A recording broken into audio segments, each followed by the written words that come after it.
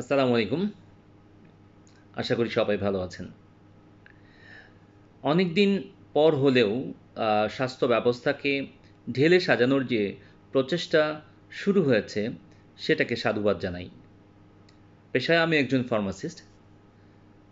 বিগত ১৮ বছর ধরে ফার্মাসিউটিক্যাল সেলস মার্কেটিংয়ে কাজ করছি। সো ফার্মাসিউটিক্যাল পেশার সাথে ওতপ্রোতভাবে জড়িয়ে আছি।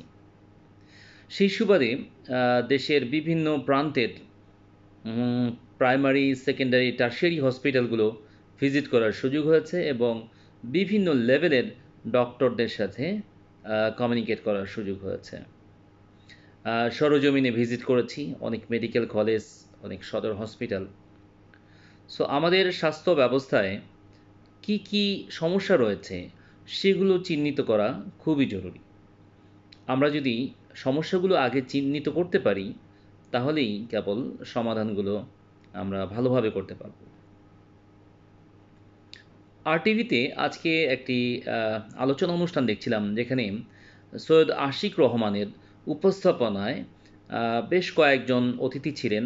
তাদের মধ্যে ডক্টর ছিলেন, গার্হস্থ্য খুব সম্ভবত স্বাস্থ্য অর্থনীতির একজন প্রফেসর ছিলেন, যিনি ঢাকা ভার্সিটির প্রফেসর। আরও কিছু অতিথি ছিলেন, সো যারা মূলত বিভিন্ন দিক নিয়ে আলোচনা করলেন। আমার কাছে মনে হয়েছে এখানে যদি একজন ফার্মাসিস্টকে রাখা যেত, তাহলে হয়তো জিনিসটা আরও পরিপূর্ণতা লাভ করত। কারণ স্বাস্থ্য ব্যবস্থায় ফার্মাসিস্টদের যে ভূমিকা, সেটা এখন পর্যন্ত কোথাও আমরা শক্তভাবে দেখতে পাচ্ছি না। স্বাস্থ্য মানে কি? স্বাস্থ্য ব্যবস্থা মানে কি? সেখানে ডক্টর থাকবে। ডক্টর কী করবে? ওষুধ প্রেসক্রিপশন করবে। একটা ওষুধ মানে একটা কেমিক্যাল। সো একটা কেমিক্যাল বা ফরেন বডি আমি যখন আমার বডিতে নিচ্ছি, তখন বিভিন্ন ধরনের প্রতিক্রিয়া, পার্শ্ব প্রতিক্রিয়া তৈরি করতে পারি, টক্সিক ইফেক্ট তৈরি করতে পারি। এই ওষুধ যেমন সুস্থতা দান করে এবং আ সারিয়ে তুলতে সাহায্য করে, তেমনি ওষুধের অপব্যবহার বিভিন্ন স্বাস্থ্য ঝুঁকি বাড়ায়। এটা সম্পর্কে সবচেয়ে ভালো জানে সে হচ্ছে ফার্মাসিস্ট। সো আমাদের দেশে বিভিন্ন পাবলিক বিশ্ববিদ্যালয়ে ফার্মেসি পড়ানো হয় এবং যারা ফার্মেসিতে গ্র্যাজুয়েশন বা পোস্ট গ্র্যাজুয়েশন করে, তাদেরকে ফার্মাসিস্ট বলা হয়। সো এই ফার্মাসিস্টরা উন্নত বিশ্বে কী করে, সেখানে সরাসরি রিটেল ফার্মাসিস্ট হিসেবে কাজ করে, হসপিটাল ফার্মাসিস্ট হিসেবে কাজ করে। তারা যখন ডক্টর ইভেন রাউন্ডে থাকেন, তখনও ফার্মাসিস্টকে নিয়ে তারা রাউন্ড দেন। যেমন কয়েকদিন আগেই কথা হচ্ছিল, আমার এক ছোট ভাই জার্মানিতে আছে। সো সেখানে ডক্টর যদি ফার্মেসিতে গিয়ে ওষুধ কিনতে চায়, তাহলে ডক্টরকে তার লাইসেন্স দেখাতে হয় যে আমি একজন ডক্টর, আমার এই ওষুধ লাগবে। ফার্মাসিস্ট কিন্তু সেটা চেক করে তারপরে ওষুধ দিয়ে থাকেন। ইভেন সে আরও বলল যে যখন ডক্টর রাউন্ডে যায়, তখন একজন বা দুজন ফার্মাসিস্ট তার সাথে থাকে। বিশেষ করে ডক্টর যখন প্রেসক্রিপশন করেন, তখন ডোজগুলো আবার এই ফার্মাসিস্ট উনি এনশিওর করেন যে এই ডোজগুলো ঠিক আছে। সো এগুলো অনেক উচ্চ চিন্তাভাবনা। আমি যদি মিনিমাম চিন্তাভাবনার কথা বলি, যে আমাদের দেশে এখন পর্যন্ত গ্রেড ফার্মাসিস্টদেরকে হসপিটালে বা ক্লিনিকে অ্যাটাচ করতে হবে, বা স্বাস্থ্যসেবার মূল মূল স্রোতধারায় তাদেরকে যুক্ত করতে হবে। এই চিন্তা চেতনাটাই কেন যেন আসছে না। সো এখানে বড় একটা শূন্যতা রয়ে গেছে। যারা এটা নিয়ে কাজ করছেন, তারা নিশ্চয়ই মাথায় রাখবেন যে ভালো স্বাস্থ্য ব্যবস্থা উপহার দিতে গেলে এই স্বাস্থ্য ব্যবস্থায় অবশ্যই ফার্মাসিস্টদেরকে, বিশেষ করে গ্রেড ফার্মাসিস্টদেরকে অন্তর্ভুক্ত করা খুবই, খুবই জরুরি। সো আরও কিছু বিষয় রয়েছে যেটা না বললেই নয়। যেমন আমরা যদি স্বাস্থ্য ব্যবস্থাকে ভালো করতে চাই, আমাদের যে হাসপাতালগুলো আছে, হাসপাতালগুলোর চিকিৎসা ব্যবস্থা বা স্বাস্থ্য ব্যবস্থা আরও উন্নত করতে হবে। বিশেষ করে কিছু, কিছু হসপিটালে আছে, যেমন আমি আজকে একটা হসপিটালে ভিজিট করেছি।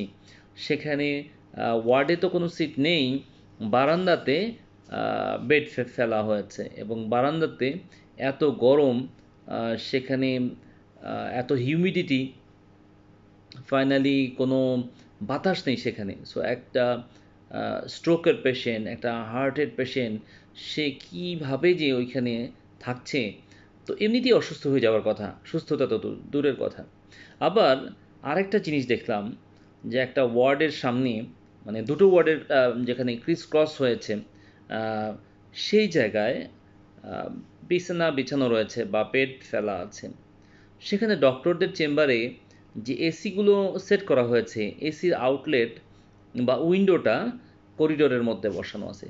তো চারটা করিডোর থেকে চারটা উইন্ডো থেকে এই গরম বাতাস যেটা আসছে এই বারান্দার মধ্যে। সো এই জায়গাতে একটা সাধারণ মানুষ বসে থাকা বা দাঁড়িয়ে থাকা সম্ভব না। সেখানে একজন পেশেন্ট কিভাবে থাকছেন, তারপরে একটা ওয়ার্ডে বা ইউনিটে একজন পেশেন্ট কত ধরনের সমস্যার সম্মুখীন হয়ে থাকেন, বিশেষ করে ওয়ার্ড বয়, নার্স, ডক্টর। আমরা দেখেছি ডক্টররা হয়তো ব্যস্ত থাকেন, তারা এত সার্ভিস দেন, সেবা দেন, কিন্তু কিছু কিছু সময় ডক্টররা খুব কর্ডিয়াল বিহেভ করেন না। এটা আমার নিজের দেখা। বিশেষ করে নিটোরে আমি যখন আমার নিজের ভাস থেকে নিয়ে গিয়েছি, সেখানে এত দুর্ব্যবহারের সম্মুখীন হতে হয়েছে। সেই জায়গায় আমরা চুপচাপ ছিলাম, কথা বলি নেই, অনেক সময় সহ্য করেছি। সো এর ভিতরে ২-৪ জন যারা মাসল পাওয়ার আছে, যাদের টাকা আছে, যারা আরও ভালো সেবা এক্সপেক্ট করে, তারা হয়তো প্রতিবাদ করতেই পারে। কাজেই সেটা যেন না হয়, এই পরিস্থিতির তৈরি যেন না হয়, সেজন্য সমস্ত লেভেল থেকে কাজ করা উচিত। বিশেষ করে প্রশাসন, ডক্টর এবং পুরো কমিউনিটি কাজ করা উচিত। ইভেন এখানে যারা আয়া বুয়া ব্রাদার আছে, তারা একটা ড্রেসিং করতে তারা ৫০০ টাকা ১,০০০ টাকা ক্লেম করে বসে, এবং কোনো কারণে কেউ যদি টাকা কম দেয় অথবা না দেয়, তাহলে তাদের সাথে এমন দুর্ব্যবহার করা হয়, সেটা আসলে মেনে নেওয়ার মতো না। ইভেন এখানে সমাজসেবা অধিদপ্তরের একজন কর্মকর্তা থাকে।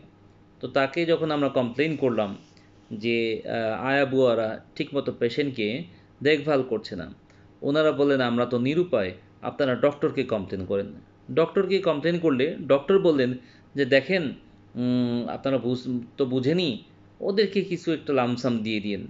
তো নিটোরে, বিশেষ করে পঙ্গু হসপিটালের ইনডোরে যে কি ঘটনা ঘটছে, এইটা সরজমিনে একটু দেখে আসেন। আপনারা যারা হেলথ ব্যবস্থা, স্বাস্থ্যসেবা ভালো করার ব্যাপারে কাজ করতে চাচ্ছেন, তাদের কাছে আমার অনুরোধ যে এটা একটু দেখে আসেন, এবং বাংলাদেশের প্রত্যেকটা মেডিকেল কলেজ হসপিটালের ইনডোর এবং আউটডোরে কেমন ধরনের সমস্যা বিরাজমান, আগে এটা আইডেন্টিফাই করেন। মানুষ কিন্তু অন্ন, বস্ত্র, বাসস্থান কোনোটার জন্যই গভর্নমেন্টের মুখাপেক্ষী নয়।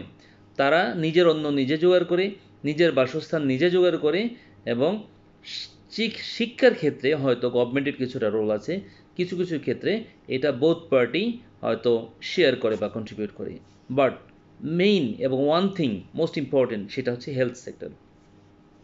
হেলথ সেক্টরের জন্যে মানুষ সরাসরি কিন্তু গভর্নমেন্টের ওপর নির্ভরশীল থাকে, বিশেষ করে সেটা প্রাইভেটই হোক বা পাবলিকই হোক। আমি চাইলেই আমার ঘরের মধ্যে একটা ক্লিনিক বানাইতে পারি না, আমি চাইলে একটা ডক্টরকে আমার বাসায় ডেকে আনতে পারি না। কাজেই এই হেলথ সেক্টর বা স্বাস্থ্যসেবার ক্ষেত্রেই আমাকে ডক্টরের শরণাপন্ন হতে হয়, সেটা প্রাইভেট হোক বা পাবলিক হোক। সেই জায়গাটাতে আপনার পকেট ভর্তি টাকা নিয়েও আপনি সঠিক সেবাটা নাও পেতে পারেন। আপনার পকেট ভর্তি টাকা নিয়েও আপনি সঠিক ওষুধটা, সঠিক সেবাটা হয়তো পাবেন না। এখানে অনেকগুলো ফ্যাক্টর জড়িত রয়েছে। সো আসেন আমরা এগুলো ফাইন্ড আউট করি, এবং ফাইন্ড আউট করার সময় সঠিক লোককে সঠিক জায়গায় বসিয়ে তাকে দিয়ে এই জাজমেন্টটা করাই।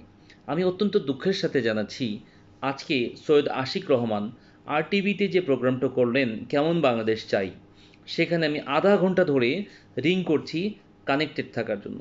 আমার কেন জানি মনে হয়েছে রিং বাজছে প্রায় আধা ঘন্টা ধরে, প্রত্যেকবার 5 মিনিট করে রিং বেজে এটা বন্ধ হয়ে যায়। আমি একটা মোটো নিয়েছি যে আমি রিং করতেই থাকবো যতক্ষণ না এরা রিসিভ করে। আধা ঘন্টা পার হয়ে গেল, আমি দেখলাম না যে ওনারা অন্য কোনো ফোন নিয়েছেন, যদি হতো এমন যে না ওনারা অন্য কোনো দর্শকের ফোন নিয়েছেন, তাহলে বুঝতাম যে লাইনটা বিজি আছে, কিন্তু তাও নিলেন না, আমার ফোনটাও ধরলেন না। অথচ টিভি সেটের সামনে একটা স্ক্রলিং হচ্ছে যে আপনি যদি প্রশ্ন করতে চান তাহলে এই নাম্বারে ফোন করুন। তো সৈয়দ আশিক রহমান, আপনি তো প্রতারণা করলেন। আপনার প্রোগ্রামে আপনি একটা প্রতারণা দিয়ে শুরু করলেন। আমি এতক্ষণ ধরে চেষ্টা করছি, আমার একটা মন্তব্য, আমার একটা অভিজ্ঞতা আমি হয়তো শেয়ার করতে চাইতাম, আমি একটা প্রশ্ন করতে চাইতাম। আপনি যদি ফোনটা নাই ধরবেন, কলটা নাই নেবেন, তাহলে দরকার কি ছিল আপনার স্ক্রিনে নাম্বার দেওয়ার? আমার এই যে 20টা মিনিট বা 30টা মিনিট আমি ব্যয় করেছি, এটা তো দরকার ছিল না। সো যার যার জায়গা থেকে আমরা যদি ঠিক হয়ে যাই এবং যার যার কাজ যদি ঠিকমতো করি, দেশটা এমনি সুন্দর হয়ে যাওয়ার কথা। আমি ফার্মাসিস্ট, আপনি সাংবাদিক, আর একজন চিকিৎসক। প্রত্যেকের জানা আছে তার কাজ কি। আমরা শুধু যার যার জায়গা থেকে সঠিক কাজটা করি, দেশ এমনিতে সুন্দর হতে বাধ্য। আশা করি আমার কথা বুঝতে পেরেছেন। ধন্যবাদ সবাইকে।